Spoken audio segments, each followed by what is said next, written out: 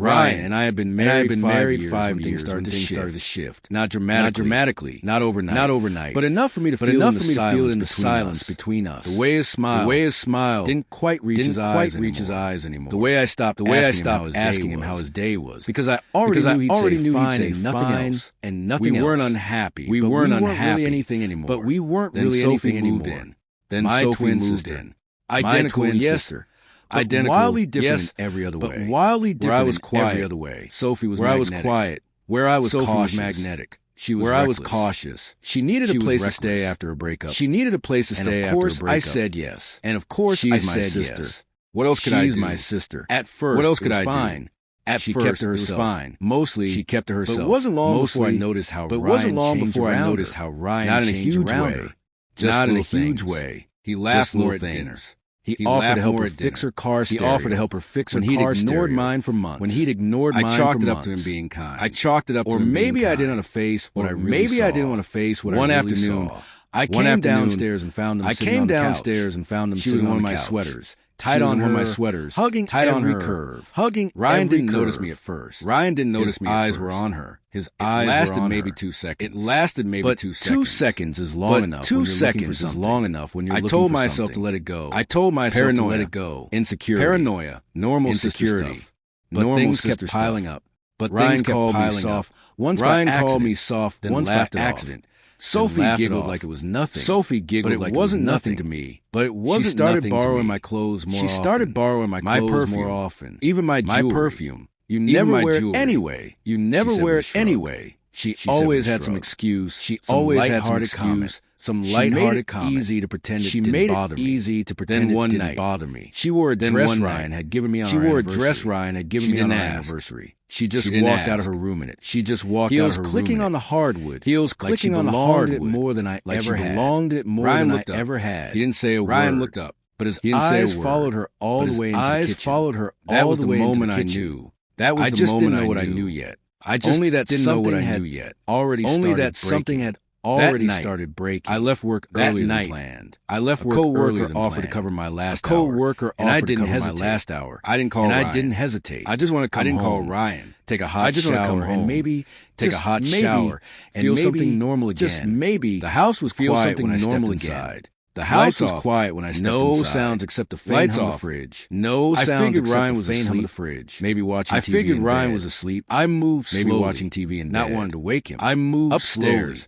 The hallway felt colder than usual. Upstairs, as I passed Sophie's room. I noticed the door was open Sophie's room. It was dark. I noticed the door was open, but I could smell something familiar. It was dark. My perfume. But I could smell something familiar. On special nights. My perfume. I kept walking, trying not to think. I kept something about the air trying not to think. But something about the air felt off. Ryan was in our room. Heavy was something unspoken. At least Ryan thought it was our room. At least the door was open just enough for me to see shadows. The door was open just enough for me to see shadows.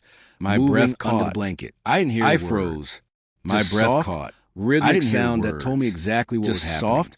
I rhythmic sound that told me exactly what was happening. Until I saw her. I stood there. She slipped out of the room slowly. Until I saw her. Not even bothering to glance slowly. She wore my black satin robe. Not even bothering to glance around. The one he always said he loved. She wore my black satin robe. Her hair was messy. The one he always said he loved. Her hair was messy to see me. Her lips parted. Just ashamed. She didn't look surprised to see me. I knew everything I needed to know. And in that moment, she walked past me. I knew everything I needed to know. I stood there in the hallway without a word, staring at the slightly ajar door. And for a second, staring at the slightly ajar it hadn't happened. And for a second, I had imagined. I wanted to believe it hadn't happened. That it was some kind of nightmare that I had brought on by stress. That it was some kind of nightmare brought on by stress. Ryan called out, still half asleep. Ryan called out, my actual name, not hers. My actual voice sounded not hers. Like he wasn't sure who just left him. And then he wasn't sure who had just left him. And then it was me. He didn't know. My stomach twisted. He thought it was me. I backed away. My stomach down the hall. And I locked myself in the bathroom. Down the hall. I sat on the floor. Locked myself in the bathroom. Tried to breathe. I sat on the floor sharp and tried to breathe. But the worst part was sharp. Had he truly been that blind? Confusion. Or had he just not been that blind? I didn't cry. Did he just not care? I just sat there in silence. I didn't cry. Wondering how long this had been coming. The next morning, how long this had been coming. I acted like nothing had happened. I needed to see how far they'd go to keep pretending. Sophie avoided eye contact over breakfast. Her voice was small, her smile forced. Ryan kissed my cheek like always, completely unaware. I almost laughed. He still had no idea. I started watching everything. The way Sophie flinched when Ryan entered the room. The way Ryan casually touched her shoulder or stood too close without thinking. They both walked like people holding a secret too heavy for comfort. And I was the one carrying it for them. I didn't confront either of them. I wasn't ready. I needed proof, not just for him, but for myself. My mind kept playing tricks on me. What if I was wrong? What if it wasn't Sophie? What if I had misread it all in a moment of shock? But I knew, and when I found my perfume in her bag, the same one I never lent her, doubt vanished. She didn't even try to hide it. It was tucked inside a zippered pouch, along with one of my earrings she claimed she hadn't seen. I watched them more closely after that. Ryan had moments where guilt peeked through, hesitations, soft apologies for nothing in particular, distracted glances. But I didn't expect the recorder to catch anything. Part of me hoped it wouldn't. But 2 nights later, I heard her voice, low, shaking, confessing everything over a call. He thought I was her, she said. I didn't stop it. I should have, but I didn't. That was all I needed. I didn't confront her with anger. I just asked her why. Her mouth opened, but no words came. Then she started crying, begging me to understand that it wasn't planned, that it happened in a moment, that she hated herself for it. I didn't feel pity, just exhaustion. She said he didn't know, that he couldn't have known, and somehow that made it worse. Ryan looked stunned when I sat him down. I told him everything, what I saw, what I heard, what I now knew. His face shifted from confusion to horror, like something inside him cracked.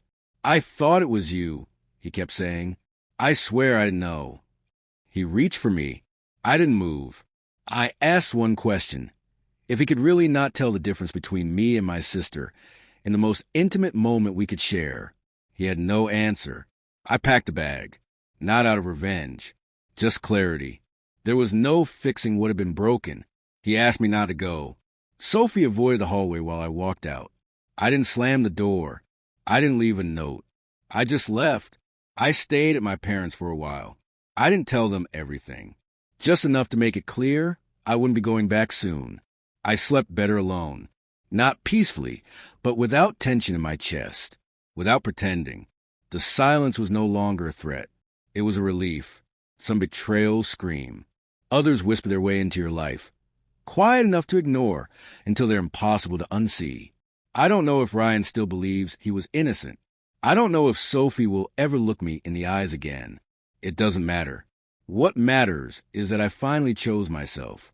Not the version of me who stayed quiet, who second-guessed, who tolerated cracks as long as the walls still stood. I walked away because staying would have destroyed the little left of who I was. And this time, I saw it clearly.